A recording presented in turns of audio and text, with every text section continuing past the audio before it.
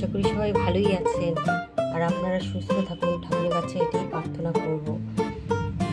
আর আজকে আমি রান্না করেছি মুড়ি ঘন্ট। মুড়ি ঘন্ট বলতে বোঝায় মাছের মাথা দিয়ে, কিন্তু আমি মাছের মাথা দিয়ে করিনি, আমি করেছি হচ্ছে ফুলকপি দিয়ে মুড়ি ঘন্ট, যেটা আমি রান্না করব। হ্যাঁ, কেমন করে রান্না করব সেটা আপনাদেরকে দেখাবো, আর আপনাদের কেমন লাগছে সেটা আপনারা আমাকে জানাবেন, ঠিক আছে? কমেন্ট করে জানাবেন। আর চলুন তাহলে দেখা যাক আমি কীভাবে করে রান্না করছি ফুলকপি মুড়ি ঘন্ট, আর আপনাদের কেমন লাগলো দেখে সেটা অবশ্যই জানাবেন। ফুলকপি মুড়ি ঘন্ট বানানোর জন্য আমি নিয়ে নিয়েছি ফুলকপি, যেটা আমি এভাবেই দিয়ে রেখেছিলাম, একখানা টমেটো, আলু, শুকনো খোলায় ভাজা গোবিন্দভোগ চাল, 3-4 কোয়া রসুন, একটু আদা আর পেঁয়াজ। সাথে থাকুন আর দেখতে থাকুন আমি কীভাবে রান্না করছি, ঠিক আছে? কড়াইতে তেল দিয়ে আগে আমি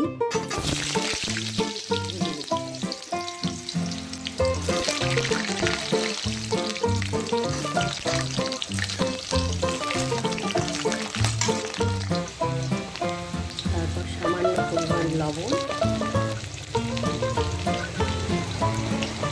আর একটু হলুদ দিই।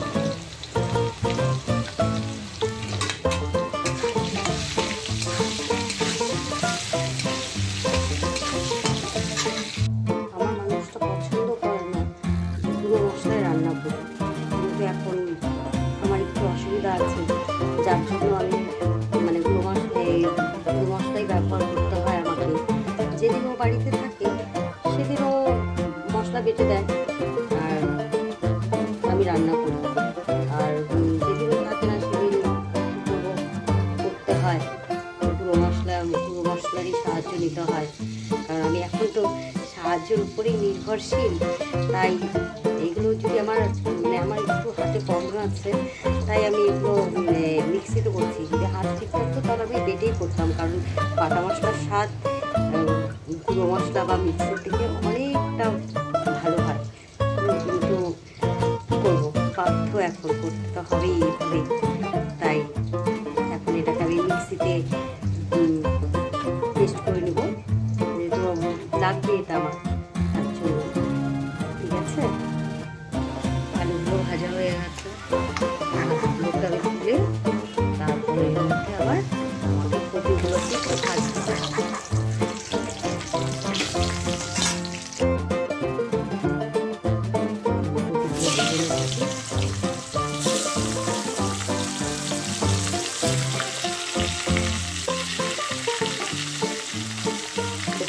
আমি আগে লবণ দিব না, কারণ হলুদ দিলে পোড়া লেগে যাবে, আর লবণ দিলে জল ছেড়ে কপিগুলো আরও নরম হয়ে যাবে, সেই জন্য সেটা পরে দেবো। আমি একটু মজে নিই, তারপর দেবো। বললাম না, লবণ দিয়ে জল ছেড়ে লবণ দিয়ে তাই বেশি কথা কপিগুলোকে সেদ্ধ করে ভালো করে রেখে দিয়ে দিয়েছিলাম, কিন্তু তাও এখন জল ছেড়েছে, বুঝেছেন? লবণটা আমি পরে দিচ্ছি, দেখা যাক জল আছে কিনা। জলগুলো সব শুকিয়ে গেছে, এখন তেল ছেড়েছে। এখন আমি এর মধ্যে লবণ আর হলুদটা দিয়ে দেবো, সামান্য পরিমাণ লবণ দিচ্ছি, কারণ পরে তো আমাকে টমেটোগুলো দিতেই হবে। ভাজাটা একটু কালার না হলে ভালো লাগে না, তাই দিচ্ছি। তো ভাজা তো হয়েই গেছে, একটু এর সাথে একটু মিশে গেলেই এটা হয়ে যাবে। হয়ে গেছে, এখন আমি এগুলোকে নামিয়ে নেব। কপিগুলোকে নামিয়ে রেখে তারপর আমি কড়াইতে আবার তেল দিলাম, তেলটাও বেশ গরম হয়ে এসছে। আমি এখন এর মধ্যে গোটা গরম মশলা এবং একখানা তেজপাতা দিয়ে দিলাম। এটা হবে ওটে, তারপর আমি সেই বলেছিলাম যে পেস্ট করা মশলাটা সেটা আমি দিয়ে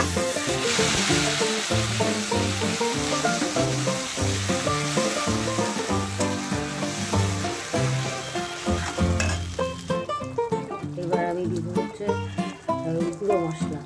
জিরে গুঁড়ো আছে, লঙ্কা গুঁড়ো আছে, ধনে গুঁড়ো, লবণ এবং হলুদ সমস্ত এখানে দিয়ে দিলাম।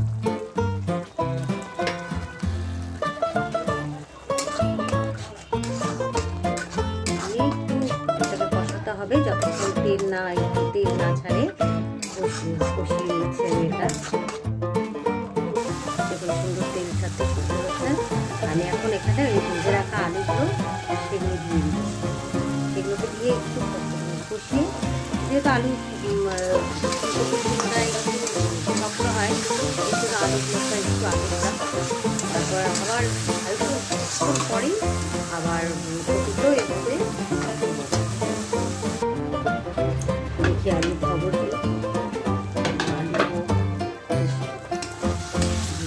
সাথে নরম হয়ে যাচ্ছে। এর মধ্যে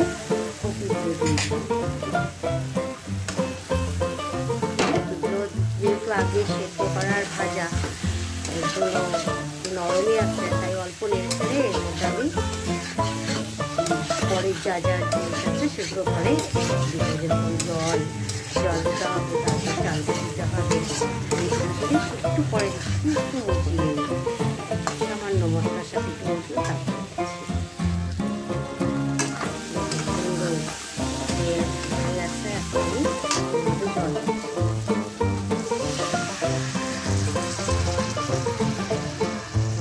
জল দিলাম।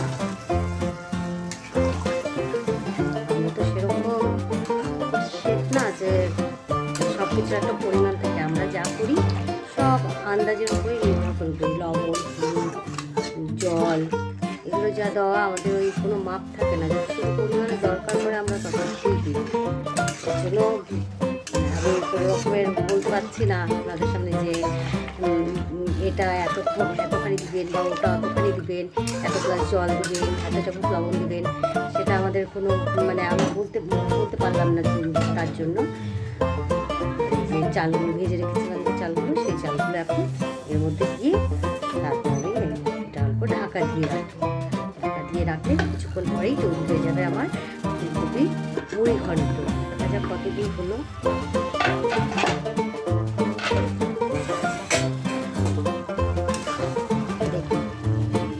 হয়ে গেছে আমার ফুলকপি মুড়ি ঘন্ট। এটাতে দিতে হবে সামান্য পরিমাণ গরম মশলা, সামান্য ঘি, স্বাদটা বজিয়ে রাখার জন্য অল্প একটু চিনি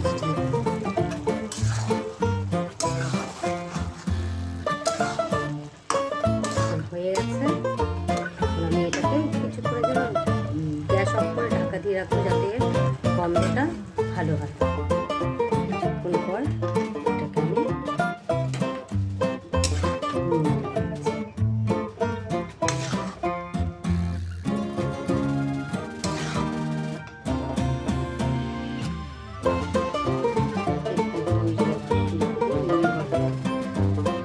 দেখার জন্য সৌন্দর্যের জন্য একটু পরিবেশন করেছি, যাই না ভালো লাগবে তাই দেখুন, কমেন্ট করুন, নিজেরা চেষ্টা করে রাঁধুন, খেতে কেমন লাগছে সেটাও বলুন, জানালে খুব ভালো লাগবে।